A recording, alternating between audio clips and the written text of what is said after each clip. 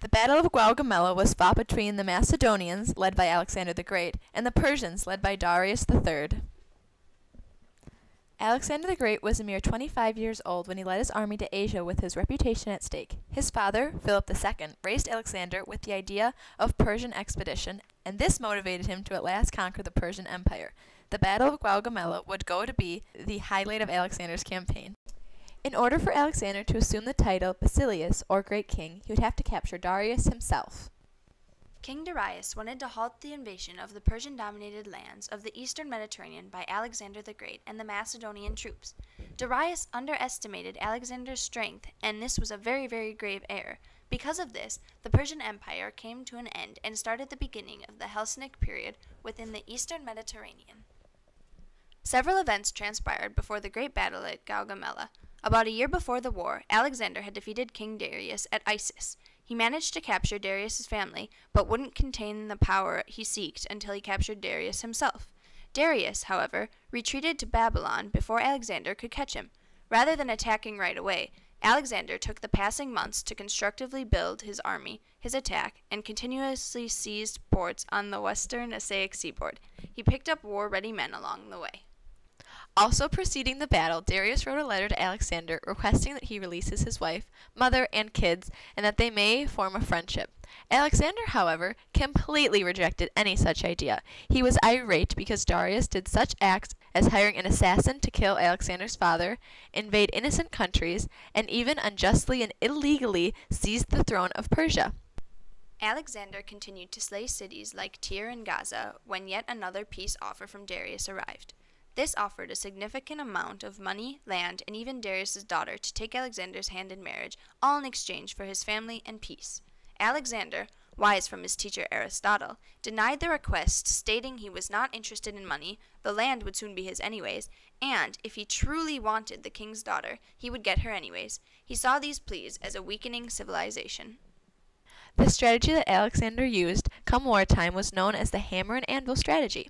It is quite simple to understand, difficult to execute, and extremely effective.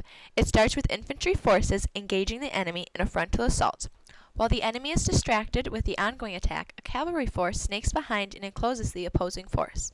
They then sandwich the enemy, acting as a hammer, into the infantry force, which acts as the anvil. This is a challenging strategy because many troops are needed to execute such a task.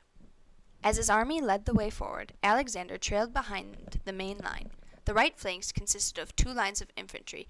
These 2 lines were protected by a small cavalry unit of 60 mercenaries. Toward the center of the attack were the javeliniers, accompanied by Alexander's royal guard and companion cavalry.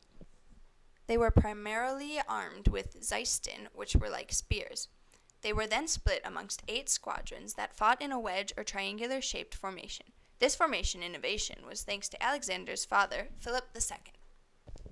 Another enhancement we can thank Alexander's father for is placing his heavy infantry with sarissas, which are spears more than 4 meters long. The great weapon made the phalanx the center of the Macedonian front. The phalanx is a unit of men, often 16 deep, whose spears reach further distances than the average sword. This extra length gave great strength in the attack. At Gaugamela, the phalanx was made of some 12,000 men and another 12,000 foot soldiers supporting them from behind. The flanks were protected by 3,000 troops called the Royal Adjutants, who were specially trained for such a task. Extending to the left of the attack in a diamond formation were light infantry and Greek horsemen, whose job was to keep the left wing strong and steady. Here's where it gets interesting. Alexander's army contained roughly 40,000 infantry. His foot soldiers were blocked by cavalry, which made his force appear much, much weaker. This was intentional and began Alexander's war tactics. As Alexander marched forward, Darius was tempted by the well-thought-out bait of the shorter Macedonian right flank and along the strong Persian left, but the Persians held their ground, and Alexander continued to extend his line. Darius matched the movement by inching his front to the left to match Alexander. Finally, the battle began when Darius sent his left wing to halt Alexander's march. Alexander's wing responded, clearly outnumbered, but the purpose of their attack was to entice and commit the Persians' left wing. They then faked fear and broke off their attack. The Persians pursued and fell directly into the trap of the many infantry waiting behind the Macedonian right wing. Next he sent the main body of his cavalry, consisting of about 8,000, into battle. Blades met each other and the war ensued. Alexander's hidden cavalry still awaiting their chance to shine. Darius then commanded his scythe chariots and elephants into action. Alexander responded by deploying his javelineers, who either killed or disabled most of the chariot controllers before they had inflicted any major damage. The elephants, though seemed intimidating, merely wreaked minor havoc on the battlefield for a short spurt of time before simply running away. Still feeling confident, Darius advanced his force forward and poured more men into the battle. Little by little, Darius was decreasing his odds of winning the war unknowingly. As the battles progressed and men continued to pour into the Macedonian forces, the Persian lines slowly stretched, began to thin, and weakened. At this point in the war, almost everyone was engaged in the battle except for the Persian cavalry directly across from Alexander. The cavalry contained Darius and his kinsmen and guards. Alexander saw this weakening Persian line as an opportunity to advance.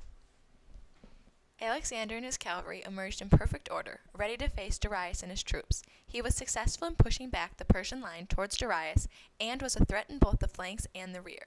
Darius's some 3,000 infantry were rapidly overpowered by the Macedonian force. The left side of Alexander's wedge then came into play, ultimately trying to capture the Persian king. However, while breaking through the Persian line, a small gap was formed in Alexander's line, allowing Darius to dispatch forces. Alexander's infantry took care of them before they could inflict damage.